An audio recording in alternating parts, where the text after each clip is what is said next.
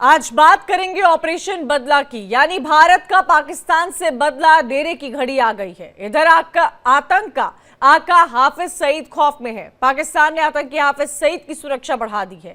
भारत की कार्रवाई से घबराकर पाकिस्तान की खुफिया एजेंसी आईएसआई और पाकिस्तान सरकार ने हाफिज सईद की सुरक्षा लेयर 4 गुना बढ़ा दी है। लेकिन भारत ने पहलगाम आतंकी हमले के बाद पाकिस्तान में मौजूद हाफिज सईद को खत्म करने का मास्टर प्लान तैयार कर लिया है। यानी भारत इस बार हाफिज को छोड़ने के मूड में बिल्कुल भी नहीं है। भारत ने हाफिज सईद को मारने के लिए ऐसा प्लान तैयार किया है जिससे पाकिस्तान की नींद उड़ चुकी है। पाकिस्तान चाहे जितना भी जोर लगा ले, इस बार हाफिज सईद का बचना मुमकिन ही नहीं, नामुमकिन है। हाफिज सईद हालात ऐसे हो गए हैं कि डर के बारे में सोच सोच कर उस अपना ठिकाना बदल रहा है। पाकिस्तान की खुफिया एजेंसी को भारत की ओर से किसी सीक्रेट ऑपरेशन में सईद को निशाना बनाए जाने का डर सता रहा है। इधर भारत के एक के बाद एक एक्शन से पाकिस्तान की रातों की नींदें उड़ गई है। भारत की तरफ से हमले की चिंता को लेकर पाकिस्तान अमेरिकी राष्ट्रपति ट्रंप के आगे गुहार लगाने को पहुंच गया है। और वहीं आज गृह मंत्री अमित शाह ने आतंक फैलाने वालों को ऐसी चेतावनी दी है जिसके बाद आतंकिस्तान थर थर कांप रहा है।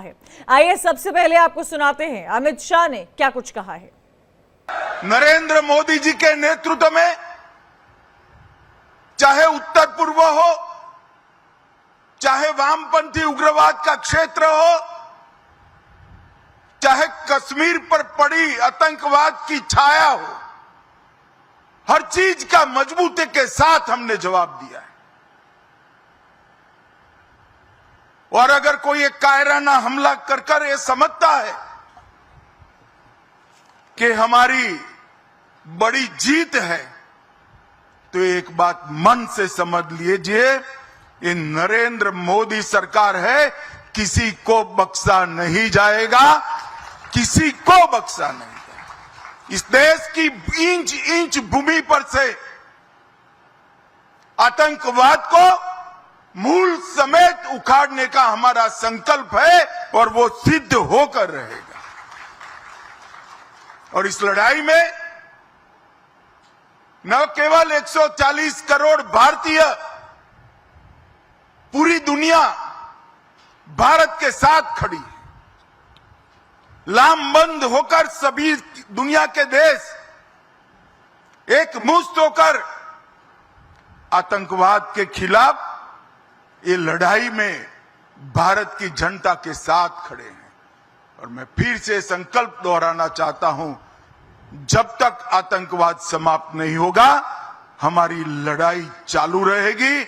और जिन लोगों ने एक कृत्य किया है उसका उचित दंड उनको निश्चित रूप से दिया जाएगा। यानी पहलगाम के हमले के बाद अगर पाकिस्तान समझ रहा है कि ये उनकी जीत है तो गलत समझ रहा है। ये गलती पाकिस्तान को बहुत भारी पड़ेगी। ये बात पाकिस्तान की आवाम और सरकार समझ चुकी है। अब आतंकियों की बची कुची जमीन को भी मिट्टी में मिलाने का समय आ गया है। और इसी को लेकर आज चर्चा करेंगे। मेजर जनरल अनुज माथुर डिफेंस एक्सपर्ट के तौर पर हमारे साथ जुड़े हुए हैं। संजीव श्रीवास्तव फॉरेन एक्सपर्ट के तौर पर, group captain UK Devnath retired defence expert के तौर पर जुड़े हुए हैं। साथ ही साथ हमारे साथ हुसैन जावेद राजनीतिक विशेषज्ञ हैं पाकिस्तान से, वो भी हमारे साथ जुड़े हुए हैं। आप सभी का बहुत बहुत स्वागत है हमारे इस शो में। और शुरुआत करना चाहूंगी मैं अनुज माथुर जी आपसे, और ये समझना चाहूंगी कि जो डेवलपमेंट्स हो रही है, और शुरुआत यूएस से ही करते हैं। यूएस की तरफ से स्टेटमेंट आ रहा है कि इंडिया और पाकिस्तान के बीच में टेंशन किसी भी तरह कम होना चाहिए। क्या एक्शन होना चाहिए, क्या है, हर चीज पर अपडेट लेने की कोशिश यूएस की तरफ से यहाँ पर की जा रही है। किस तरह देखते हैं आप इसे? कंचन, देखिए, जहां तक सवाल यूएस का है, उन्होंने बिल्कुल साफ शब्दों में ये कहा है, इसको अपने को इंटरप्रेट करने की आवश्यकता है। रशिया, यूएसए ने पहली बात तो भारत का साथ देने के लिए बात कही है, बिल्कुल क्लियर है। वो बिल्कुल अनएम्बिगुअस टोन में उन्होंने कहा है कि ये जो बात है ये गलत हुई है और हम भारत के साथ हैं। भारत के साथ हैं, इसका मतलब जहां ये हरकत हुई है वो भारत है और वो भारत के साथ हैं। तो ये पहली बात बिल्कुल क्लैरिफाई हो जाती है।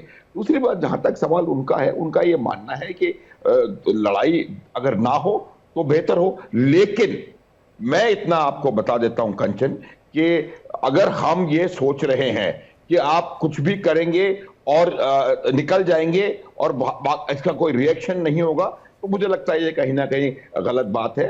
आप देखिए कि जो भी एक्शन अभी तक भारत ने लिया है, मैं आपको बता सकता हूं कि भारत की तरफ से एक भी चीज मोबिलाइज नहीं की गई है, जबकि पाकिस्तान का रिएक्शन आप देखिए, पहले उन्होंने नो फ्लाइट नो टाइम जारी किया, नो फ्लाइट जोन्स कर दिए, फिर उन्होंने अपनी एयर की स्क्वाड्रन्स इधर उधर घुमाना शुरू कर दी, फिर उन्होंने अपने इन्फेंट्री डिविजन्स को मोबिलाइज करना शुरू कर दिया, लाइन ऑफ कंट्रोल और इंटरनेशनल बॉर्डर के पास से गांवों को इवैक्यूएट करना शुरू कर दिया, अपने पोस्ट पे से झंडे उतार करके पोस्ट को इवैक्यूएट करना शुरू कर दिया। ये तमाम जो एक्शंस होते हैं कंचन, ये एक्शन किसी ताकत का वो नहीं दर्शाते, ये एक्शन दर्शाते हैं कि आप कहीं ना कहीं खौफजदा हैं। वरना जब तक कोई हमारा मोबिलाइजेशन नहीं है, आपको इतना अपने ऊपर, वैसे ही आपकी इकोनॉमी जो है वो नीचे की तरफ रसातल में जा रही है, और उसके बाद आप इतना ज्यादा अपना पैसा और effort, time, money and effort आप इन चीजों पे जाया कर रहे हैं, तो ये मेरा मानना है कि ये बहुत बहुत इनडिस्प्रपोर्शनेट और बिल्कुल एब्सोल्युटली नॉट रिक्वायर्ड मोबिलाइजेशन उन्होंने करा है, और उससे उनका खौफ का पता लगता है। मैं बता रहा हूं कंचन, इसकी दो खास वजह हैं, हम इस बारे में बात कर चुके हैं आपसे पहले। पहली वजह तो यह है कि उनको भारत की मिलिट्री पावर का ख्याल है। मैं कुछ आपको बताने की बात, एक मिनट बात सुनो कंचन, और वो इसमें कोई पूछने की जरूरत नहीं है, it is available in open domain. आप पाकिस्तान वाले कुछ भी कहते रहे, कुछ भी नहीं कहते रहे, India is the second largest army, fourth largest air force, fourth largest navy and fifth largest economy. आपसे 100 गुना ज्यादा हमारे फॉरेक्स एक्सचेंज रिजर्व हैं। आपसे के डॉलर की कीमत में जितना एक रुपया पाकिस्तान का है, उससे 1/4 हमारा है। 4 गुना हमारी करेंसी ज्यादा पावरफुल है। लगातार डेवलपमेंट हो रहा है, लगातार यहां पर आत्मनिर्भरता की ओर हम बढ़ रहे हैं। हर चीज में एयर फाइटर जेट्स हम बना रहे हैं, एयरक्राफ्ट कैरियर्स हम बना रहे हैं, सबमरीन हम बना रहे हैं। आप देखें कोई कहीं भी किसी भी किस्म का मुकाबला नहीं है, ये वो जानते हैं। और इसी वजह से, और एक चीज और इनको हॉन्ट करती है, वो है बालाकोट। अब इनको ये पता नहीं है कि कौन सा बालाकोट कब और कहां हो जाएगा। इसी वजह से ये पूरी तरह से कंचन इनका खलबली है। एक और बात मैं आपको बताता हूं, देखिए जो फोर्सेज उनके पास हैं वो कितनी है वो सबको मालूम है, और वो कहां पर इस समय एंगेज्ड हैं वो भी सबको मालूम है। इसमें कोई there is no rocket science in it. क्या खैबर पख्तूनख्वा में लगा हुआ है, क्या बलोचिस्तान में लगा हुआ है, क्या कहां से उठाया जा सकता है। तो ये पहले भी मैंने कहा था कि आपके पास नंबर्स कितने हैं उससे उतना फर्क नहीं पड़ता। फर्क यह पड़ता है कि आप एक पॉइंट ऑफ डिसीजन पे कंचन कितनी फोर्स को अप्लाई कर सकते हैं। और आज की जो परिस्थिति है, जिस प्रकार से उनके troops are tied down in Khyber Pakhtunkhwa और बलूचिस्तान और नॉर्दर्न एरियाज में, तो उससे उनके पास एप्लीकेशन के लिए बिल्कुल, और कहीं ना कहीं माथुर जी कई सारे क्वेश्चन खड़े करता है। मैं आऊंगी आपके पास। यूके देवनाथ जी से भी मैं स्टेटमेंट लेना चाह रही हूँ। यूके देवनाथ जी, रिपोर्ट्स आ रही हैं कि हाफिज सईद की सिक्योरिटी जो है वो 4 लेयर बढ़ा दी गई है। मुझे लगता है कि ऐसा वक्त है पाकिस्तान में जहां उनको अपने बारे में, अपने मुल्क के बारे में, वहां की आम जनता के बारे में सोचना चाहिए। वो सोच भी किसके बारे में रहे हैं? वो अभी भी टेररिस्ट को पनाह देने की कोशिश कर रहे हैं, उनकी सिक्योरिटी में सब लगे हुए हैं, खुद तो वहां से भाग चले हैं। जो टेररिस्ट वहां पर मौजूद है उनको कैसे डिफेंड किया जा सके, इन तमाम चीजों पर वहां पर मंथन हो रहा है। और क्या इस वक्त हालात पाकिस्तान के बने हुए रहेंगे? जो स्टेटमेंट सामने आ रहे हैं उससे तो साफ तौर पर यह नजर आ रहा है कि हर कंचन जी, हो ये रहा है कि हाफिज सईद पाकिस्तान की फौज के लिए एक स्ट्रेटेजिक एसेट है, क्योंकि पाकिस्तान की फौज, वहां की जो एस्टेब्लिशमेंट है, पिछले 20 साल से 10 साल से क्लेम कर रही है। ऑडियो नहीं मिल पा रहा है जैसे मुझे। जो लोग हैं वो पाकिस्तान की आर्मी और आईएसआई के इशारे पर भारत पर ट्रेन्ड दहशतगर्दों को भेजते रहते हैं। लेकिन भारत सरकार ने अब मन बना लिया है कि अब जब पहलगांव में इतना बड़ा दहशतगर्दी हमला हुआ है, तो हाफिज सईद जैसे लोगों को ढूंढ कर उनको उनके मुकाम पर पहुंचाना है। इसके लिए कई तरीके हैं। भारत सरकार ने ये सुनिश्चित कर लिया है कि अब उसको ढूंढकर उसकी ग्रिड रेफरेंस को पता करके कहाँ छुपा हुआ है किस बिल के अंदर, हमने अपनी इंडियन एयरफोर्स के बॉम्ब्स के अंदर डाल देना है। तो अगर सच्ची में टेंशन और बढ़ गई तो भारत ने बालाकोट जैसा एक स्ट्राइक कर ही देना है, और हमारे इंडियन एयरफोर्स के फाइटर विमान के जो जीपीएस गाइडेड बॉम्ब हैं वो हाफिज सईद के बिल को ढूंढ लेंगे। बंकर बस्टिंग बॉम्ब हैं, वो अंदर जाके फटेंगे। लेकिन इतना शायद करने की जरूरत ना पड़े, क्योंकि दूसरे भी तरीके हैं। अब टीवी पर बोलना नहीं चाहिए, मैं बोल ही देता हूं कि हमारी इंटेलिजेंस एजेंसीज ने पाकिस्तान में, हमने अब अपने कॉन्टैक्ट्स जो हैं उनको एक्टिवेट कर देना है। और पाकिस्तान में जो हमारे कॉन्टैक्ट्स हैं, आप चाहे उनको स्लीपर सेल बोल दीजिए या लोन वुल अटैक करने वाले बोल दीजिए, इन्होंने अब हाफिज सईद को 72 हुरों के पास भेज देना है। एक सिंपल तरीका है, हमारे पास काफी सारे एक्सपर्ट्स हैं, जैसे पाकिस्तान भी दहशतगर्दों को भेजता है, हम भी किसी को ढूंढ लेंगे। लॉरेंस बिश्नोई गैंग है, उसमें एक से एक देशभक्त हैं, उनको शायद पैसे भी देने की जरूरत नहीं पड़ेगी, और ये लोग पाकिस्तान में इनके अपने कॉन्टेक्ट्स हैं। हाफिज सईद जो है दौड़ेगा, भागेगा, छुपेगा, लेकिन बच नहीं पाएगा। ज्यादा दिन नहीं बचे उसकी घड़ी में। जी बिल्कुल, और क्योंकि जिस तरह के हेट स्पीचेस पाकिस्तान के इलाकाओं की तरफ से आती है, उस पर एक्शन लेने की ज़रूरत लगातार बनी हुई है, और इसी को लेकर लगातार कोई ना कोई डेवलपमेंट हर तौर पर सामने आ रहा है। संजीव, इस वक्त जो सिचुएशन बनी हुई है, समय हो गया है, पहलगाम को लेकर लगातार हम चर्चा भी कर रहे थे, एक्शन डिप्लोमेटिक लेवल पर लिए जा चुके हैं, इकोनॉमिक फ्रंट पर पाकिस्तान की कितनी खस्ता हालत है वो हम सबके सामने है, क्या हालात पाकिस्तान के इस वक्त हुए हैं वो भी हम सब लगातार देख ही रहे हैं। लेकिन ऐसे वक्त में जहाँ पाकिस्तान ये बात ऑफिशियली बोल चुका है कि पाकिस्तान को ये इंटेलिजेंस मिला है कि किसी वक्त इंडिया की तरफ से मिलिट्री एक्शन लिया जा सकता है, न्यूक्लियर वॉर हो सकता है, हम भी तैयार हैं, 24 घंटे 36 घंटे, इन तमाम चीजों का जिक्र जब पाकिस्तान कर रहा है, वहां इंडिया एक के बाद एक एक्शन लिए जा रहा है, चाहे वो सिंधु जल समझौता हो, चाहे वो सार्क वीजा हो, चाहे तमाम चीजें क्यों ना हो। आज एक तस्वीर सामने आती है वाघा बॉर्डर से, जहां पर पाकिस्तान अपने ही नेशनल्स को लेने के लिए मना कर देता है, एक भी व्यक्ति आज एंटर क्रॉस नहीं कर पाता है बॉर्डर। देखिए, ये कंचन जी इस बात को स्पष्ट रूप से दर्शाता है कि पाकिस्तान के जो आंतरिक हालात हैं वो कितने ज़्यादा दयनीय हैं। पाकिस्तान को अपने जो वहाँ की जो एग्जिस्टिंग जो आबादी है, अवाम है, उसको फीड करने के लिए ठीक तरीके से रिसोर्सेज नहीं है, चाहे वो आटे दाल और दैनंदिन जो ज़रूरतों की वस्तुओं के जो दाम हैं वो आकाश छू रहे हैं, और वहाँ पर राजनीतिक अस्थिरता भी है। सामरिक रूप से पाकिस्तान के अंदर अनेक जो आतंकी हैं जिनको कि पाकिस्तान के हुक्मरानों ने ही पाला पोसा और बड़ा किया था, वही अब बड़े बड़े हमले कर रहे हैं। तहरीके तालिबान पाकिस्तान तो पूरे पाकिस्तान पर शासन करना चाहता है, और ऐसे में वो सेना को ही टारगेट कर रहा है। BLA BLF सेना के काफिलों पे हमले करता है और ट्रेन से अगवा कर लेता है। तो ये जो पाकिस्तान के आंतरिक हालात पहले से ही बहुत दयनीय थे, और ऐसे में जब उसने एक डाइवर्जनरी टैक्टिक्स के तहत भारत से इतना बड़ा एक चुनौती मोल ले ली है, तो जाहिर है कि भारत तो इसको रिस्पॉन्ड करेगा, और भारत का जो रिस्पॉन्स है वो अपकमिंग है, और भारत का ये जो रिस्पॉन्स है ये जाहिर है कि एक व्यापक रिस्पॉन्स है। अभी आप जैसा कि आपने स्वयं जिक्र किया कि अगले ही दिन हमने एक डिप्लोमेटिक स्ट्राइक की, एक इकोनॉमिक स्ट्राइक की, डिजिटल स्ट्राइक की, लेकिन ये जो कॉम्प्रिहेंसिव रिस्पॉन्स है उसका जो एक सबसे बड़ा जो और इम्पोर्टेंट एलिमेंट है मिलिट्री ऑप्शन का, वो अभी सामने आना है।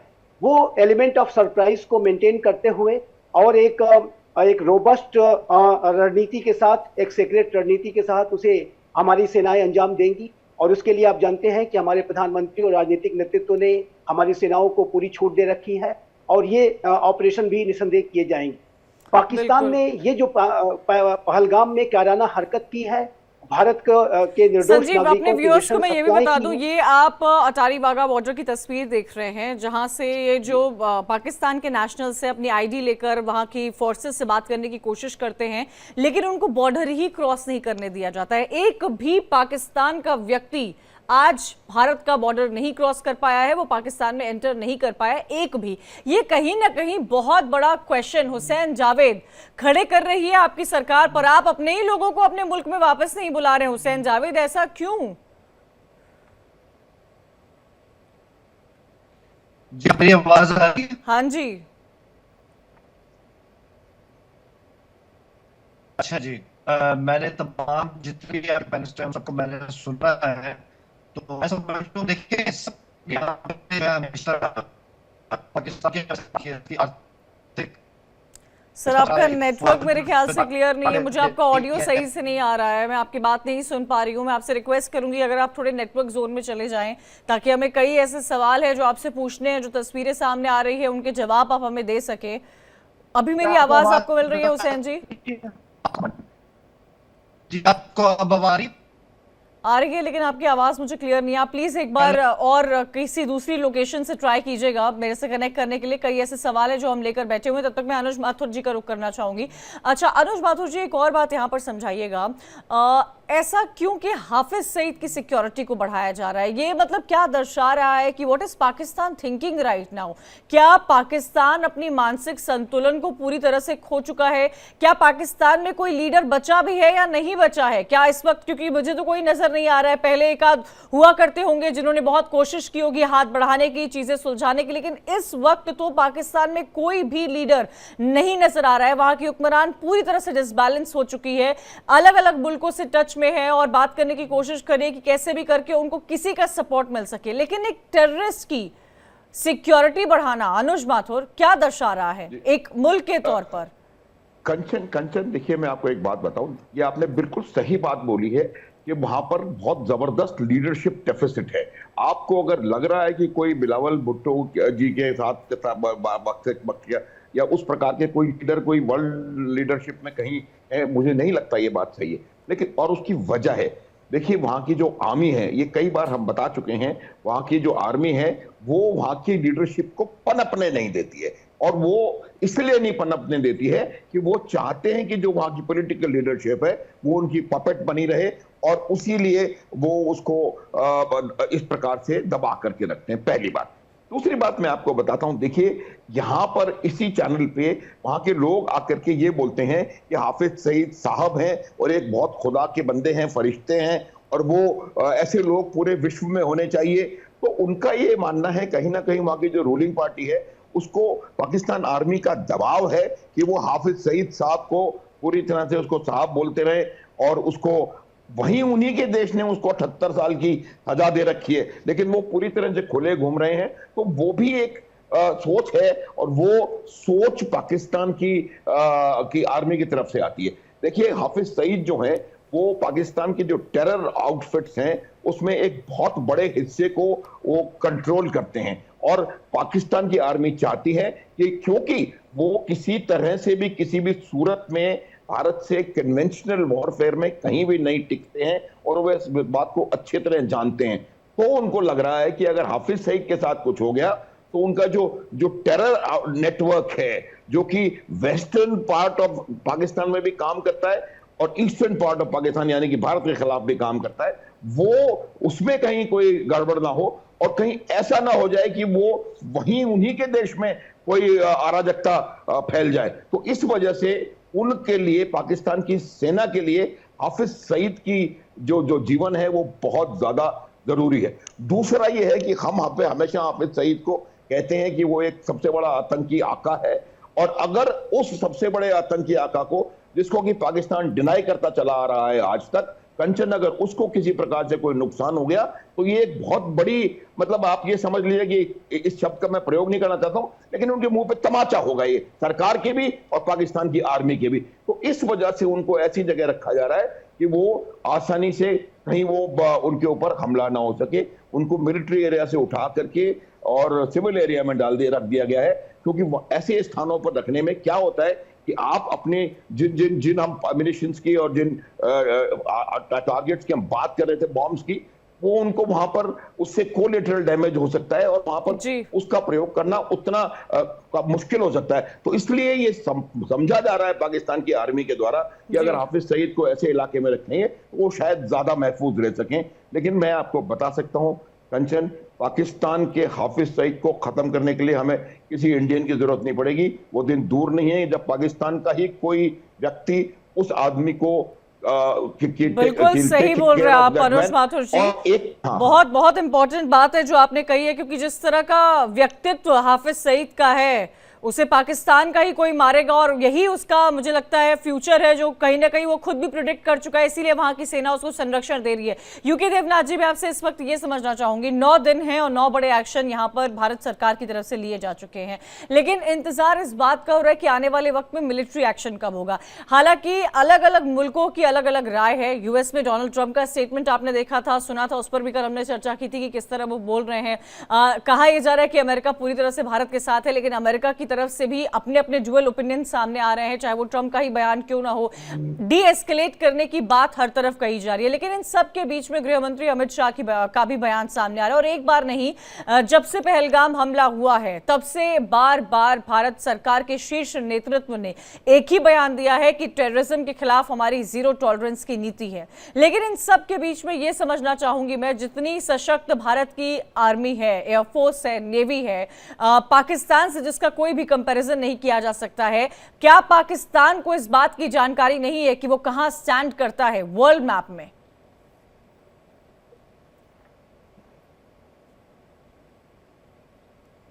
यूके देवनाथ जी, मेरी आवाज आपको मिल पा रही है? चलिए संजीव, मेरा यही सवाल। जी जी हाँ, मुझे आपकी आवाज मिल रही है, बताइए सर। हाँ कंचन जी, पाकिस्तान के साथ दिक्कत यह है कि उसको मालूम है कि वो बहुत कमजोर देश है भारत की तुलना में, हर एंगल से। फौजी तरीके से तो डेफिनेटली वो हमारा 1/3, 1/4, 1/5 है, लेकिन वहां के जो रूलिंग एलिट है उनको मालूम है कि अगर उन्होंने अपनी आम आवाम के सामने ये कबूल कर लिया तो उनका जो पकड़ है पाकिस्तान में वो कमजोर हो जाएगी। इसीलिए पाकिस्तान में शुरुआती दिनों से, आजादी के बाद से ही जो रूलिंग एस्टेब्लिशमेंट है, जिसमें कि पंजाबी सुन्नी मुस्लिम ज्यादा हैं, ये एडमिनिस्ट्रेटिव पोस्ट पर ऊपर सब जगह हैं, फौज में भी ये लोग सब जगह ऊपर हैं। इन्होंने हमेशा एक माहौल बनाया है कि ये लोग बहुत पावरफुल हैं और भारत को चेक में रख सकते हैं। सबसे बड़ी बात है वो पाकिस्तान की भोली भाली आवाम को हमेशा ये बोलते रहे हैं कि उनकी वजह से ही पाकिस्तान भारत से बचा हुआ है। और दूसरी चीज, हर इलेक्शन की वजह से पहले पाकिस्तान की फौज और आईएसआई बोल देती है कि उनका की वजह से ही एक दिन हिंदुस्तान वाला कश्मीर जो है वो पाकिस्तान वाले कश्मीर के साथ एकीकृत होगा। तो ये उनके साइकोलॉजिकल वॉरफेयर का हिस्सा है। लेकिन जिस दिन भारत की जनता ने, भारत की सरकार ने डिसाइड कर लिया हम उनको देख लेंगे, घर में घुसकर हम एक साथ 5 उरी स्ट्राइक करेंगे, एक साथ 10 बालाकोट स्ट्राइक करेंगे। जी बिल्कुल, और इसी का मुझे लग रहा है डर जो है लगातार पाकिस्तान को सता ही रहा होगा। हुसैन जावेद जी, मैं आपसे सवाल पूछना चाहूंगी और मुझे क्लियर इसका आंसर दीजिएगा, क्योंकि मुझे उम्मीद है कि आप इसका आंसर बहुत ही करेक्ट वे में देंगे। हाफिज सईद की सिक्योरिटी क्यों बढ़ाई गई है? क्या मानते हैं आप लोग हाफिज सईद को? जी, आप मेरी आवाज आ रही है? जी सर, आपकी आवाज मिल रही है मुझे। जी जी मैम, अगर काइंडली अपना सवाल रिपीट कर दें। सर, हाफिज सईद की सिक्योरिटी क्यों बढ़ाई गई है? क्या मानते हैं आप लोग हाफिज सईद को? मैम, हाफिज सईद, हमारी जो कोर्ट है उन्होंने उनको सजा सुनाई है। वो इस वक्त आपको पता है कि वो जेल के अंदर है, बस वही जिस तरह बोलते हैं। इसके अलावा आपको क्या पता है?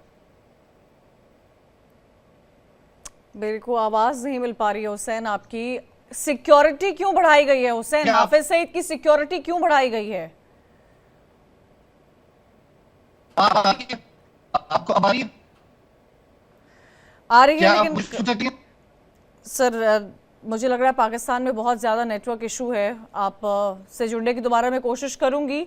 प्लीज़ अगर किसी नेटवर्क एरिया में आप मेरे से जुड़ सकते हैं और बता सकते हैं तो अच्छा होगा, मैं समझ पाऊंगी आपकी बात एक बेटर एनालिसिस के साथ। अनुज माथुर जी, क्या लगता है आपको, क्योंकि सर आपने इतना वक्त फोर्स में दिया है, जब ऐसी कोई घटना होती है और ख़ासतौर पर आतंक से जुड़ी हुई कोई घटना होती है, अगला कदम क्या हो सकता है भारत सरकार का? क्या वो तमाम ऑप्शंस हैं जिस पर अभी भारत सरकार जो है अपनी रणनीति या एक तरह से एक्शन मैकेनिज्म बनाने की तैयारी कर रही होगी? आर्मी की तरफ से वीडियो भी शेयर किया गया था, जितने भी हमारे बॉर्डर्स हैं उस पर एक के बाद एक करतब दिखाए जा रहे हैं। ये तो साफ तौर पर है कि हम कितने सशक्त हैं अपनी सेना में, वो हम देख चुके हैं, एयरफोर्स में, नेवी में। लेकिन आपको क्या लगता है, क्या वो ऑप्शंस हैं इस वक्त इंडियन गवर्नमेंट के पास जिसको एग्जीक्यूट किया जा सकता है? कंचन देखिए, ये जो अप्रोच होती है कभी इस प्रकार की जो चीज होती है उसको टैकल करने की, हैंडल करने की, वो अप्रोच एक कोर्सिव डिप्लोमेसी की अप्रोच होती है और इसका एक ग्रेजुएटेड रिस्पांस होता है। ये देखिए, ग्रेजुएटेड रिस्पांस इसलिए आवश्यक है कि आप जो भी एक्शन होगा उसको इमीडिएटली किसी भी एक्शन को नहीं ले सकते। हर एक्शन को लेने का एक नियत समय होता है, एक सही बात होती है। उस हर बार मैं यही उदाहरण देता हूं। उदाहरण के तौर पर जब 1971 का युद्ध था तो एक परिस्थिति थी कि हमको मार्च में कहीं जाकर के कोई ऐसा एक्शन लेने की आवश्यकता थी। उस समय कहा गया था कि भाई एक्शन जो काइनेटिक रिपल्स जो एक्शन होगा, दैट वी विल डिसाइड कि वो कब लिया जाएगा। तो ये बात आप मान लीजिए। लेकिन क्या है कि जो ग्रेजुएटेड रिस्पांस की जो लैडर है, उस लैडर में utilisation of military tools as a means बिल्कुल निश्चित रूप से वो कहीं ना कहीं उस लैडर में है और उसका जब समय आएगा उसको एक्सिक्यूट किया जाएगा। अगर आवश्यकता पड़ी तो संभव ये भी हो सकता है कि उस समय तक जो चीजें हम चाह रहे हैं वो पाकिस्तान कर दे। ये एक बहुत इंपॉर्टेंट व्यू है वॉर फाइटिंग फिलॉसफीज का, और चाइनीज इस फिलॉसफी में बहुत ज्यादा विश्वास रखते हैं, to win a war without fighting it. तो ये एक बहुत इंपॉर्टेंट जो है एस्पेक्ट होता है। क्योंकि और जो जहां तक सवाल पाकिस्तान कंपैरिजन का है, उनको भी पता है कोई कंपैरिजन है नहीं। अब जहां तक एक हम अमेरिका के रिएक्शन की बात कर रहे थे, देखिए क्या होता है कि जब हम अंतरराष्ट्रीय परिप्रेक्ष्य में इस प्रकार बात करते हैं, कहीं भी युद्ध हो, पूरा विश्व आर्थिक रूप से, पूरा विश्व हर प्रकार से प्रभावित होता है। और जैसे आप मान लीजिए कि जो रशिया यूक्रेन की वॉर चल रही है, उससे कितना ज्यादा असर पड़ा है अफ्रीकी देशों पर, कितना ज्यादा असर पड़ा है लैटिन अमेरिकी देशों पर। जब रेड सी पर यूसेज बंद हो गया था तो उससे पूरे विश्व के व्यापार के ऊपर असर पड़ा है। तो इसका सब तो कोई नहीं चाहता कि एक और नया युद्ध हो, लेकिन जब वो ये कह रहे हैं कि युद्ध नहीं होना चाहिए, एस्केलेशन नहीं होना चाहिए, साथ के साथ सारे दुनिया के देश एक सुर में भारत के साथ खड़े हैं। और कंचन, ये बात मैं बार बार रिपीट करूंगा, अगर वो इस भारत के साथ खड़े हैं, इसका मतलब बिल्कुल एक्चुअल उनका ये एग्रीमेंट है, मानना है कि कश्मीर भारत का अंग है, इसीलिए अगर कश्मीर में कोई हादसा हुआ है तो वो भारत के साथ हैं। ये बात बिल्कुल क्लियर समझनी चाहिए पाकिस्तान को और पूरी दुनिया को। तो दुनिया की पूरी ओपिनियन आज की तारीख में भारत के साथ है। पाकिस्तान के साथ सिर्फ हमास, हिजबुल्लाह, हुती और दो एक और ऐसे संगठन हैं और बाकी कोई नहीं है। क्योंकि आप ये बात मानिए, जब भी कोई इस प्रकार के हादसा होता है तो कोई भी वो इसके विक्टिम्स के साथ होता है, जिनके साथ ये हादसा हुआ है, विश्व समुदाय उनके साथ खड़ा होता है, ना कि परपेचुएटर्स के साथ जिन्होंने उस हादसे को अंजाम दिया है। तो आज की तारीख में पूरी दुनिया आपके साथ है और आप एक proper thought out graduated response, आज की तारीख में आपके यशस्वी प्रधानमंत्री को पता है कि किस समय क्या एक्शन लिया जाएगा, और यही बात पाकिस्तान को सता रही है।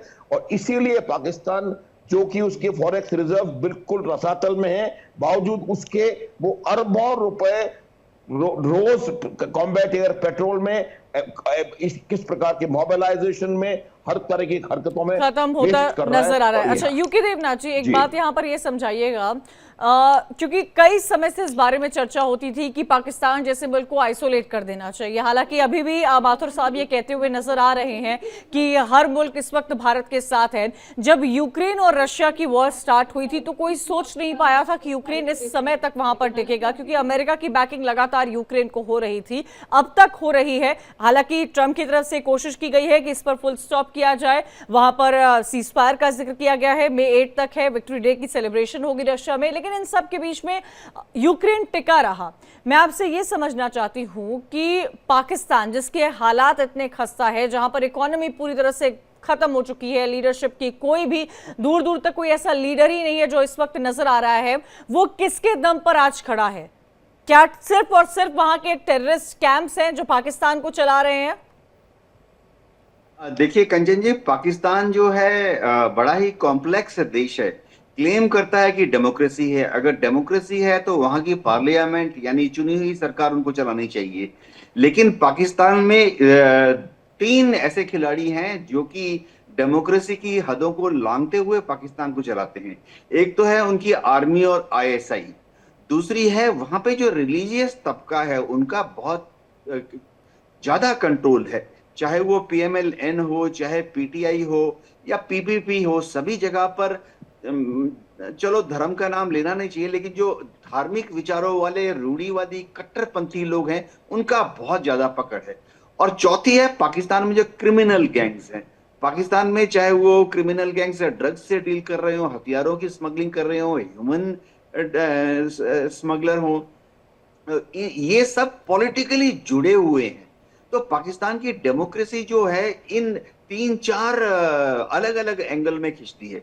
होता यह कि इन सब में एक ही चीज कॉमन है, चाहे वहां क्रिमिनल गैंग्स हो, चाहे वहां धार्मिक कट्टरपंथी विचारधारा वाले लोग हो, चाहे आर्मी या एसआई हो या normal political parties PML, PPP और पीटीआई हो, इंडिया के विरुद्ध सोचना और ये सोचना कि एक दिन कश्मीर को हम ले लेंगे कॉमन फैक्टर है। तो इस एक सिंगल एजेंडा पे ये सब साथ आ जाते हैं और कभी रेंगते हुए, कभी लुढ़कते फुड़कते ये आगे बढ़ रहे हैं। लेकिन भारत को अब समझ आ गया है कि इनको कैसे डील करना है। बहुत जल्दी ही हम इनसे डील कर लेंगे। हुसैन जावेद जी, मेरी आवाज मिल रही है आपको क्लियर? जी आपकी आवाज आ रही है, आप सुन पा रही है मुझे? मैं आपको सुन पा रही हूँ। मुझे ये बताइएगा हुसैन जावेद, आप लोग हाफिज सईद को क्या मानते हैं? उसकी सिक्योरिटी क्यों बढ़ाई गई है? देखिए, हाफिज सईद को हमारी अदालत ने सजा सुनाई है। वो बेगम सजा काट रहे हैं, इस वक्त जेल के अंदर है। और आई थिंक इससे ज्यादा तो हम उनके बारे में और कुछ नहीं कहते। उनकी तबीयत भी सही नहीं है और कुछ अरसे पहले आपके मीडिया ने रिपोर्ट किया था कि उन पर हमला भी हुआ था, जख्मी भी हो गए थे। तो आई थिंक वो सिर्फ एक कॉन्विक्ट है, इससे ज्यादा उनकी कोई हैसियत नहीं है। और सिक्योरिटी क्यों बढ़ाई गई है हाफिज सईद की? जेल में जितने भी कैदी होते हैं मैडम, उन सब की जो सिक्योरिटी होती है उसका भी बंदोबस्त होता है। ये तो एक आम सी बात है। ऐसे वक्त में जहां पर चर्चा इस बात पर हो रही है कि आपके आर्मी चीफ कहां हैं, आपके फॉरेन मिनिस्टर्स के बच्चे, उनके बीवी सब फॉरेन क्यों भागते हुए नजर आ रहे हैं, आप लोग का फोकस हुसैन जावेद इस बात पर है कि हाफिज सईद की सिक्योरिटी कैसी होनी चाहिए, एलएटी के चीफ की सिक्योरिटी कैसी होनी चाहिए?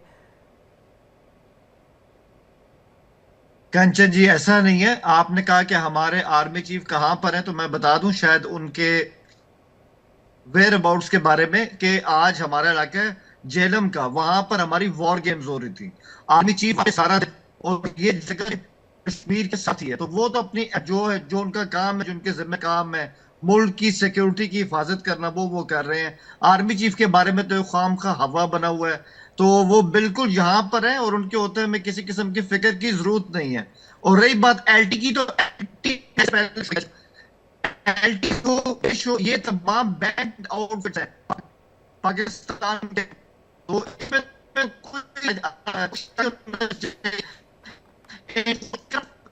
मुझे आपकी आवाज सही से नहीं मिल पा रही है हुसैन जावेद। मैं आपका दोबारा रुख करूंगी। प्लीज एक प्रॉपर नेटवर्क एरिया में जाकर आप प्लीज कनेक्ट होइए हमसे, ताकि हम आपसे ज्यादा चर्चा कर सके। संजीव, एक बात समझने की ज़रूरत है यहाँ पर, चाहे क्योंकि बात जब हम इंटरनेशनल लेवल पर करते हैं और सभी मुल्कों का जिक्र देखते हैं, कोई भी मुल्क, जैसे कि अनुज माथुर भी इस बात को कह रहे थे कि कोई भी मुल्क इस बात को ओपनली या जोर से नहीं कहता है कि युद्ध होना चाहिए या युद्ध छिड़ जाए। कई और तरीके हैं जिन फ्रंट्स पर अटैक किया जा रहा है, लगातार अटैक करने की पिछले 9 दिन में क्या बड़े बड़े एक्शंस लिए गए हैं, उस पर हर दिन हम चर्चा कर रहे हैं कि इंडिया की तरफ से क्या कुछ डेवलपमेंट हो रही है। लेकिन इन सब में एक बात तो साफ है कि पाकिस्तान इस वक्त बिल में छुपा हुआ है। पाकिस्तान अपने आप की वो पूरी तैयारी कर रहा है, बंकर्स बनाए जा रहे हैं, अभ्यास हो रहे हैं वहां पर, अपने लोगों को, अपनी आवाम को वाघा बॉर्डर से इंटर नहीं करने दे रहा है, एयर स्पेस बंद कर दिए गए हैं, पीओके के तरफ फ्लाइट जो जाती थी उनको बंद किया गया है। बताया यह भी जा रहा है कि वहां पर छुट्टी घोषित की गई है। ये क्या दर्शा रहा है? पाकिस्तान इतना डरा हुआ क्यों और कैसे है? क्या पाकिस्तान ने ये डर तब नहीं सोचा था जब पहलगाम पर वो अटैक कर रहा था? देखिए कंचन जी, जैसा कि मैंने पहले कहा कि ये जो हमला पहलगाम में आतंकी हमला किया गया, उसके पीछे एक डाइवर्जनरी टैक्टिक्स भी है। ये जो पाकिस्तान की जो सेना है, ये पाकिस्तान के अंदर एक बड़ा हवा खड़ा करके और हर तरीके की मोबिलाइजेशन इत्यादि करके, वो पाकिस्तान के अंदर जो उसकी कमियां हैं, जो उसकी फेल्योर्स हैं, जो उसकी दयनीय स्थिति है, सभी से अपना जो ध्यान है वो भारत के फ्रंट पर डाइवर्ट करने की रणनीति के तहत भी ये किया जा रहा है। और पाकिस्तान की स्थिति के बारे में जैसा हम डिस्कस आपके चैनल पर लगातार कर रहे हैं कि वहां पर आंतरिक स्थितियां बड़ी ही दयनीय हैं, और ऐसे में जो पाकिस्तान की सेना काफी पहले से दबाव में थी।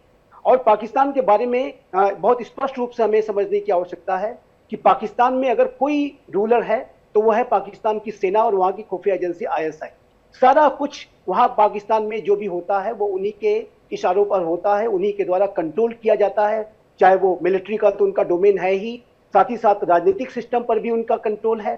कौन प्रधानमंत्री होगा, कौन नहीं होगा, ये सेना ही तय करती है। आज तक पाकिस्तान के इतिहास में कोई भी प्रधानमंत्री अपने 5 वर्षों के कार्यकाल को पूरा नहीं कर सका है। वहां पर जमहूरियत की जड़ों को पाकिस्तान की सेना ने लगातार कमजोर करके रखा ताकि उनका जो डोमिनेंस है कहीं कम ना हो जाए।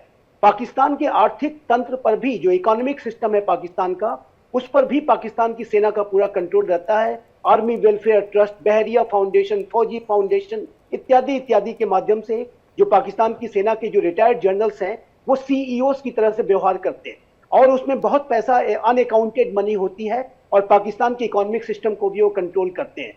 तो ये जो पाकिस्तान की सेना, जो कि वर्तमान समय में, जैसा कि मैंने कंचन जी कहा, कि भारी दबाव में थी और उसके ऊपर बड़ी आलोचनाएं हो रही थी।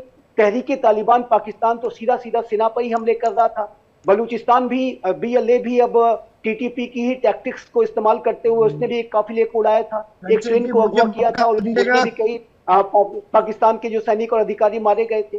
तो ये जो पाकिस्तान की जो सेना है, उसके द्वारा पाकिस्तान के अंदर ये जो एक हाहाकार की स्थिति जो पैदा की जा रही है, उसका एक कारण ये भी है कि वो एक डाइवर्ट करना चाहते हैं, अपनी विफलताओं पर पर्दा डालना चाहते हैं और अपनी स्किल्स को इंडिया सेंट्रिक अप्रोच अख्तियार करके बचाना चाहते हैं। लेकिन इतना कहने के बाद मैं अवश्य कहूंगा कंचन जी, भारत के खिलाफ इन्होंने एक बहुत ही कायराना हरकत की है।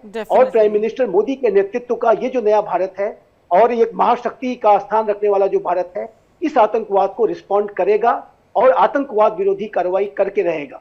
और ये जो कार्रवाई है मेरे असेसमेंट के मुताबिक शुरू हो चुकी है। जैसा कि आपने 9 दिन में 9 फैसले आप बता रहे हैं, आने वाले समय में और भी बड़े फैसले होंगे, और उस रिस्पांस को करना बेहद आवश्यक है। क्योंकि एक बात मैं कंचन जी और ऐड करना चाहता हूं कि ये जो आतंकी हमला कोई साधारण हमला नहीं था। ये हमला जिस पैटर्न के साथ किया गया, जिस नफरत की सोच के साथ किया गया, हिंदू मुस्लिम्स को सेग्रीगेट करना और उसके बाद हिंदू कम्युनिटी के लोगों की एक एक करके हत्याएं करना, ये जो नफरत वाली टारगेटेड वैसी सोच है जैसे कि हमास और हिजबुल्लाह जैसे आतंकी संगठनों की होती, जैसे कि हमास ने इजराइल के प्रति दिखाई थी 7 अक्टूबर 2023 को। तो ये जो पूरी जो सोच है, यदि इसको रिस्पॉन्ड नहीं किया जाता है तो ये जो आतंकी है, रिस्पॉन्ड की जरूरत तो इमीडिएट है। हुसैन जावेद, आपकी आवाज नहीं मिल रही थी इसलिए आपके पास नहीं आ पा रही हूं, आप प्लीज अपनी बात पूरी कीजिए। जी मैं सिर्फ यही कहूंगा कि अभी जितने साथी हैं इनको हमारे मुल्क में हर तरह की ना बुरी चीजें दिखाई दे रही हैं। यहाँ पे इकॉनमी अच्छी नहीं है, यहाँ की फौज में तालमेल नहीं है, इस तरह की चीजें। अभी बताएं इंडियन आर्मी के अंदर क्या हो रहा है? इंडिया के जो वाइस एयर चीफ है उनको क्यों हटाया गया? इंडिया की जो नॉर्दर्न कमांड है उनको क्यों हटाया गया? ये सब तब्दीलियां क्यों हो रही है इंडिया के अंदर? हुसैन जावेद, आप कहां पर हैं? सबसे अहम सवाल मुझे लग रहा है, देखिए आपका जवाब फोर्स में रह चुके हर व्यक्ति देना चाह रहा है। अनुज माथुर जी, कंचन जी एक मिनट देखें, मैं अब ठीक है आप अपनी बात पूरी कीजिए। हाँ हुसैन जी, आप अपनी बात पूरी कीजिए, उसके बाद मैं अनुज माथुर जी, देवना जी के पास जाऊंगी। बोलिए। ओके देखिए, मैं सिंपल ये कह रहा हूं कि बिल्कुल अभी हमें पता है कि जंग के बादल छा रहे हैं। इंडिया के वाइस एयर मार्शल को आज हटा दिया गया। इससे पहले जो आपके नॉर्दर्न कमांड के जो है हेड है उनको हटाया गया। और सबसे बढ़ के जो है हमारा सवाल है आप लोगों से, अभी देखें 1 हफ्ता हो गया हम आपसे सवाल कर रहे हैं, पहलगाम के वाकये की हमने निंदा की है, मुजम्मत की है, कंडेम किया है, हम भी कहते हैं वो आतंकवादी हैं, लेकिन आपके पास कोई सबूत नहीं कि ये पाकिस्तान ने किया है। अब तो देखें न्यूयॉर्क टाइम्स ने कह दिया, आज आप देख लें कि उनके जो फॉरेन मिनिस्टर अमेरिकन रोबियो साहब, उन्होंने बकायदा ये लिखा है कि भाई इंडिया के अंदर जो वाकया हुआ है इसे कंडेम करते हैं, लेकिन उन्होंने कहीं नहीं लिखा कि ये वाकया पाकिस्तान ने किया है। समझ हुसैन जावेद, कितने सबूत चाहिए आप लोगों को? कितनी बार, कितने युद्ध में कितने सबूत आप लोगों को दिए जाए? आप लोग कभी इस बात को मानने को तैयार क्यों नहीं होते? अनुज माथुर जी, आखिर पाकिस्तान कब समझेगा? क्या सबूत चाहिए इन लोगों को? क्या ये सबूत नहीं है कि हाफिज सईद इनके पास है, टेरर के सारे आकाओं इन्हीं के देश में पाए जाते हैं? और क्या सबूत चाहिए इनको, अनुज माथुर जी? आपको मैं एक बात बताऊं, बिल्कुल के साथ में कई चैनल्स पे और कई डिस्कशंस में रहा हूं। देखिए, आपको मैं साफ बताता हूं, जिस देश के प्रधानमंत्री ने प्रधानमंत्री रहते हुए कहा कि हमारे देश में 40,000 टेररिस्ट मौजूद हैं और हम उनको ट्रेन करा रहे हैं, ट्रेनिंग चल रही है, जिस देश के रक्षा मंत्री ने यह कहा कि हम 30 साल से आतंकवाद को पाल रहे हैं और आतंकवादी गतिविधियां कर रहे हैं, जिस देश में आकर के हिलरी क्लिंटन ने कहा कि अगर आप अपने बाड़े में 2011 में 14 साल पहले अपने बाड़े में सांप पालेंगे तो कोई गारंटी नहीं है कि वो सांप आपको नहीं डसेगा। ये सब बातें अनुज माथुर नहीं कह रहा है, ये सब बातें वो हो रही है। वो एक मिनट और जिस देश में एक व्यक्ति ने वहां एक मिनट जब जाकर के उन्होंने कहा कि भुट्टो ने यूएन में कि we will bleed India by 1000 cuts, ये एक आतंकवादी फिलॉसफी है कि आप इंडिया से लड़ नहीं सकते, इसलिए आप इंडिया को 100,000 घाव देकर के लहूलुहान करेंगे। ये आतंकवाद है, इसमें कोई किसको संदेह नहीं होना चाहिए। बात बात पे न्यूक्लियर हमले की धमकी देना, ये आतंकवाद है। दुनिया इस बात को समझती है। ये कोई वो बात नहीं। आपने किसी भारत के जनरल को सुना कुछ कहते हुए कि मैं ये कर दूंगा, मैं वो कर दूंगा? आपने किसी भारत के नेता को सुना कि हम एटॉमिक एक्सप्लोजन कर देंगे, ये कर देंगे, वो कर देंगे? लेकिन ये एक सवाल आपसे सर, एक सवाल आपसे सर, आपसे सवाल है हाँ पूछिए। मुझे 2 बातों का जवाब दीजिए कि इंडियन आर्मी के वाइस जो एयर मार्शल है उनको हटाया क्यों गया? कमांड के हेड को रिटायरमेंट है, आखिरी में रिटायरमेंट हुआ है उनका। आपको पता नहीं है, आप पता लगा ले, हमें कोई आपको एक्सप्लेनेशन देने की जरूरत नहीं है। It is a routine retirement. वो व्यक्ति जो नॉर्दर्न आर्मी कमांडर है, उसके 60 साल की उम्र पूरी हो गई है, इसलिए वो रिटायर हो गए, उनकी जगह दूसरा बन गया है। ये आप लोगों के समझ की बात नहीं है, क्योंकि इस प्रकार की हरकतें वही होती हैं कि आप अपने आईएसआई के चीफ को एनएसए बना दें, उसको ये कर दें। आप हर चीज देखिए, इसको देखने की ज्यादा पढ़ने की आवश्यकता नहीं, ना तो मुझे कोई एक्सप्लेनेशन देने की जरूरत है। सिर्फ एक वर्ड में आपका जवाब देना चाहता हूं, ये दोनों रूटीन रिटायरमेंट्स हैं। रूटीन रिटायरमेंट्स, आप उनकी एज चेक कर लें, आप उनकी एज चेक कर लें, गूगल पे अवेलेबल है, आप छोड़ दें उसको। और इन एनी केस इसका कोई एक्सप्लेनेशन कोई नहीं है, ये बहुत ही रूटीन चीज है। कोई बिल्कुल कोई इसमें बड़ी बात कुछ नहीं हुआ है। कोई ऐसा नहीं हुआ है कि गायब हो गया हो 5 दिन के लिए, कोई ऐसा नहीं हुआ है कि कोई किसी को कुछ और, कुछ भी तब्दीली नहीं हुई है। इंडियन आर्मी ने एक minute Javed please, Javed kindly listen to me, एक मिनट मेरी बात सुनिए यार प्लीज।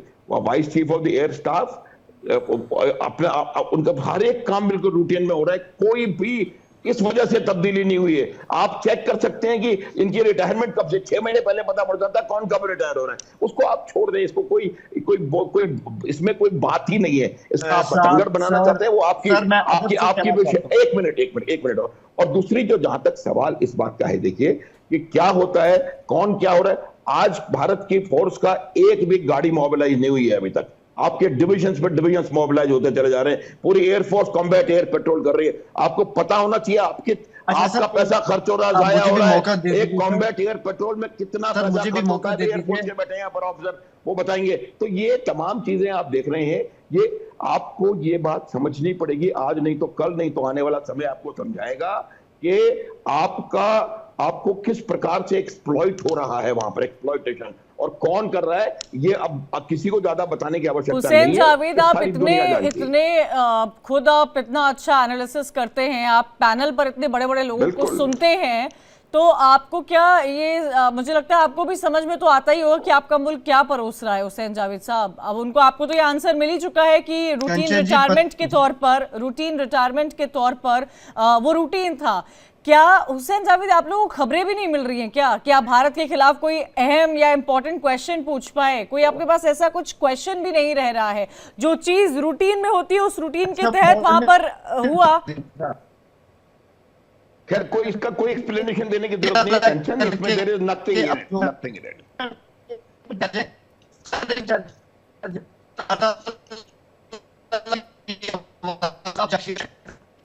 हुसैन मेरे को आपकी आवाज नहीं मिल रही है, दोबारा से जुड़ने की कोशिश करूंगी। यूके देवनाथ जी, आप देखिए लगातार यहाँ पर मीटिंग्स हो रही हैं, यहाँ भारत में मीटिंग हो रही है, सीडीएस से मीटिंग हो रही है, आर्मी चीफ से मीटिंग हो रही है, भारत सरकार के शीर्ष नेतृत्व लगातार अपने बड़े बड़े बयान दे रहा है कि एंड तक जो टेररिज्म के बैकर्स हैं उनको ढूंढ निकालेंगे, उन पर कार्रवाई करेंगे, उन पर अटैक करेंगे। एक बात तो साफ है, सरकार की तरफ से सेना को पूरी छूट दी गई है। इंतजार हो रहा है, हर हिंदुस्तानी को इंतजार हो रहा है कि मिलिट्री एक्शन किस तहत लिया जाएगा, किस लेवल पर लिया जाएगा और कैसा होगा, उसकी सूरत क्या होगी, ये भी देखने और समझने की जरूरत है। इन सब के बीच में आपको क्या लगता है, क्योंकि जब दो देशों में इतनी टेंशन होती है तो आने वाले वक्त में उसका नजरिया, उसका नैरेटिव कैसा बनता हुआ नजर आता है? यूके देवनाथ जी, मैं आ रही हूँ, हुसैन जी मैं आऊंगी आपके पास, मुझे एक स्टेटमेंट देवनाथ जी से लेने दीजिए। इसमें कोई शक नहीं है कंचन की भारत बहुत जल्दी ही एक मिलिट्री एक्शन लेने वाला है। इसका स्वरूप शुरुआती दौर में छोटा ही रखा जाएगा। हमने उरी जैसा एक सर्जिकल स्ट्राइक करना है हमारे स्पेशल फोर्स और कमांडोज की तरह, एक जगह पे नहीं, कम से कम 5 जगह पर। इसी तरह से हमने बालाकोट जैसा एक सर्जिकल स्ट्राइक करना है इनके दहशतगर्दों के अड्डे पर, एक जगह पर नहीं, करीबन 10 जगह पर। हाँ, इस बार खास बात यह भी है कि इंडियन नेवी को भी रोल दिया गया है कि वो जो कराची हार्बर है और ग्वादर हार्बर है उसका ब्लॉकेट करें, वो भी हम सक्सेसफुली कर देंगे। उसके बाद क्या होगा वो पूरा डिपेंड करता है कि पाकिस्तान के जो रूलिंग इलीट हैं वो क्या डिसाइड करते हैं। अगर पाकिस्तान की रूलिंग इलीट डिसाइड करती है कि वो हमसे लड़ते रहेंगे, दहशतगर्दों को भेजते रहेंगे, तो हो सकता है भारत की फौज को हमारी सरकार यानी हमारी जनता एक लिमिटेड वॉर के लिए भी क्लियरेंस दे दे। जी बिल्कुल, और इसी को लेकर लगातार संकेत भी सामने मिलते नजर आ रहे हैं। हुसैन जावेद, आप अपनी बात रख सकते हैं। जी, मैं सिर्फ यही कहूंगा कि सर, मैं यही कहूंगा कि देवनाथ साहब के साथ मैंने बहुत शो किए हैं, बहुत ही सोबर आदमी, इसमें कोई शक नहीं है। लेकिन सर आपको सारा प्लान यहाँ पे एकदम लेआउट नहीं कर देना चाहिए था कि उड़ी की तरह भी स्ट्राइक होगी, पठानकोट की तरह भी होगी, और हो सका तो एक लिमिटेड जंग भी हो सकती है। तो बहरहाल ये प्लान तो पहले भी हमारी जो है फौज उसके उस जहन में है कि ऐसा हो सकता है। लेकिन मेन चीज वही है कि सबूत दीजिए। देखिए, जंग कोई नहीं चाहता है, जंग इन दैट जो है हम बिल्कुल यहाँ पे तैयार हैं कि अगर हम पे अटैक होगा तो हमने क्या करना है, आप भी तैयार होंगे, इवन हम इसको अच्छी तरह मानते हैं। लेकिन बात है कि जंग हल नहीं है, बातचीत हल है, और बातचीत तब जब आप सबूत देंगे, इससे आगे और कोई चीज नहीं हो सकती। अनुज माथुर जी, बार बार सबूत की मांग किस पैरामीटर और किस बेसिस पर की जाती है? कितने सबूत पाकिस्तान को दिए जाएं? कंचन देखिए, आप जब एक कांस्टेंट डिनायल के मोड में रहते हैं, जब 26/11 हुआ था तो हमने कुछ नहीं किया था, उसके 12 घंटे के अंदर कासिम कसाब के घर पे जाकर के पाकिस्तान के मीडिया ने इंटरव्यू लिया था। उसमें कोई किसी को कहने की जरूरत नहीं कि कौन कहां से आया था, किसने क्या किया था। उसको क्या आप जवाब देने की कोशिश करेंगे? क्या उनको प्रूफ देने की जरूरत है? क्या उनको मालूम नहीं है कि कैसे, कहां से आउटबोट मोटर्स आए थे, कहां पर उनकी बोट चलाने की ट्रेनिंग हुई थी, कहां पर क्या हुआ था? ये सारी बातें बताई जा चुकी है। तहफ्फुर राणा जो अभी आए हैं भारतवर्ष में हमारे गेस्ट बन के, वो पाकिस्तान आर्मी में एज ए कैप्टन काम कर चुके हैं। उसके बाद उन्होंने लश्कर तैयबा ज्वाइन किया है। पाकिस्तान आर्मी के एक थोड़ा ट्रेंड है ये कि उनमें से कुछ लोग जो कि रिटायरमेंट के बाद टेरर आउटफिट्स को ज्वाइन करते हैं। ये मैं बता रहा हूं, हुसैन साहब को भी समझने की आवश्यकता है। इवेंचुअली ये आप ही को ही हार्म करने वाली है। कोई भी चीज जो रेडिकलाइज्ड होती है कंचन, वो ठीक नहीं होती, और खास करके अगर आर्म्ड फोर्सेस रेडिकलाइज्ड हैं तो ये बिल्कुल ये आपके लिए घातक सिद्ध हो सकता है। आपने कहा हम अलग हैं, वो अलग हैं, दो नेशन वन नेशन, ये चीफ, ये पहली बात तो किसी भी प्रोफेशनल आर्मी के चीफ का बात भाषण देने का तरीका ये नहीं हो सकता। हमने भी 4 दशक सेना में निकाले हैं, मुझे पता है मैं क्या बोल रहा हूं। दूसरी बात यह है कि उनके एक उन्होंने भाषण में कहा था कि जो ये नहीं करेगा तो उसके हाथ पांव काट के फेंक दो, उसको दफन कर दो। ये भाषा मिलिट्री प्रोफेशनल्स की नहीं है। ये एक रेडिकलाइज्ड और एक बहुत धर्मांध मिलिट्री लीडर की है। और जब मिलिट्री लीडर धर्मांध हो जाते हैं तब टिक्का खान जैसे लोग butcher of Bengal, butcher of Balochistan बनते हैं। इसको कोई नहीं डिनाई कर सकता। 20 लाख कंचन, listen to it again, 20 lakh महिलाओं की इज्जत लूटी गई थी उस 8 महीनों में बंगाल में।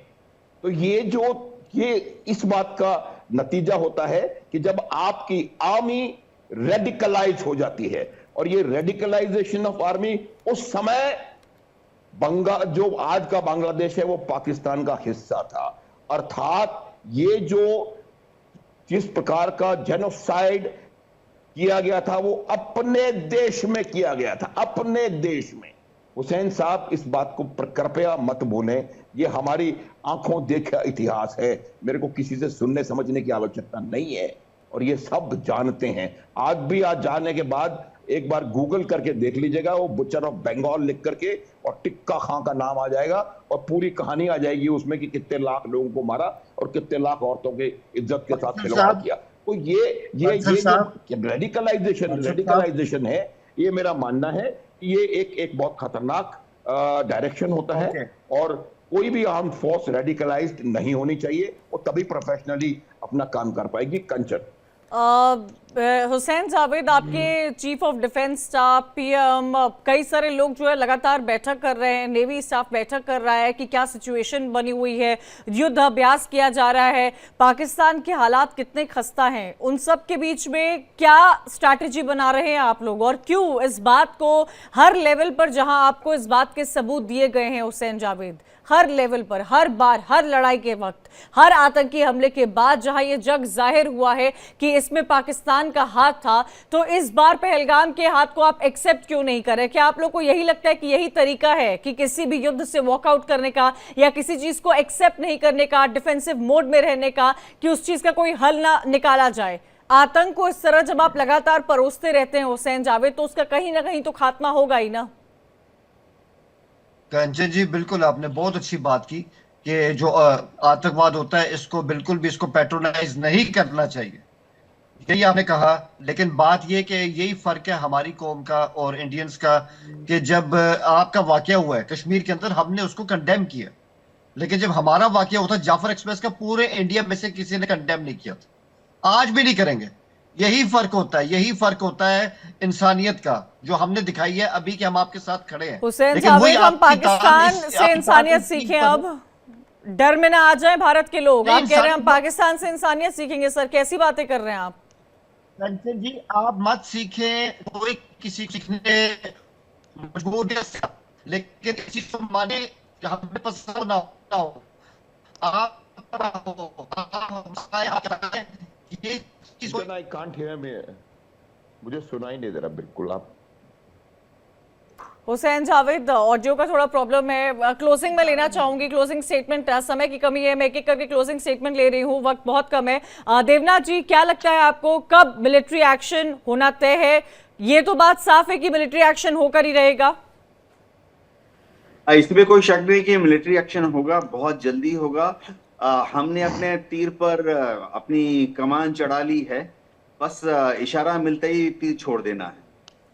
माथुर जी, क्या लगता है आपको आने वाले वक्त में जितनी भी टॉक्स हो रही है, जितनी भी डेवलपमेंट हो रही है इंटरनेशनल लेवल पर, कई सारे स्टेटमेंट सामने आ रहे हैं, पाकिस्तान डरा हुआ है, सहमा हुआ है, लेकिन लगातार एक बात की आवाज पाकिस्तान से गूंज रही है कि सबूत दो। कितने सबूत दें इन्हें? कंचन, सबूत उस बात का दिया जाता है जिसमें शक हो, सबूत उस बात का नहीं दिया जाता जो बिल्कुल क्लियर कट हो। इसमें कोई शक नहीं है, जो मैं बोल रहा हूं उसमें कोई किसी किस्म का शक नहीं। और ये थोड़े दिनों में अपने आप वैसे भी इस बार जो है कि बिल्कुल ऐसे कि ये आ गया वो आ गया नहीं किया जाएगा। एब्सोल्युटली कॉन्क्रीट और इनडिस्प्यूटेबल प्रूफ दे दिए जाएंगे, उसमें कोई संदेह नहीं है। समय आएगा बता दिया जाएगा। प्रश्न आपका है क्या है, मैं बता चुका हूं आपको। जो एक लेडर लाइन। एस्केलेशन होगा, Just one line। एस्केलेशन, ठीक है। वो एस्केलेशन हमारी शर्तों पे होगा। हम माथुर जब जी, चाहेंगे समय की तब हम कमी है। इसको escalate हुसैन करेंगे। जावेद, रिपोर्ट्स ये भी आ रही हैं कि आपके जो मिनिस्टर्स वगैरह हैं, बड़े बड़े चीफ्स जो हैं, वो बंकर्स में जाकर छुप रहे हैं, ऐसा है क्या हुसैन जावेद? लिख रहे हैं आप लोग इस बारे में कि कौन मैं कहां पर सिर्फ छुपा हुआ इसमें है? यही कहूंगा, जी इसमें ऐसी कोई बात नहीं है। वो तो चल जाएगा, जंग की कोशिश की, लेकिन जान नहीं है और आप लोग जंग से नहीं मिलने वाला। आप सभी का बहुत बहुत शुक्रिया।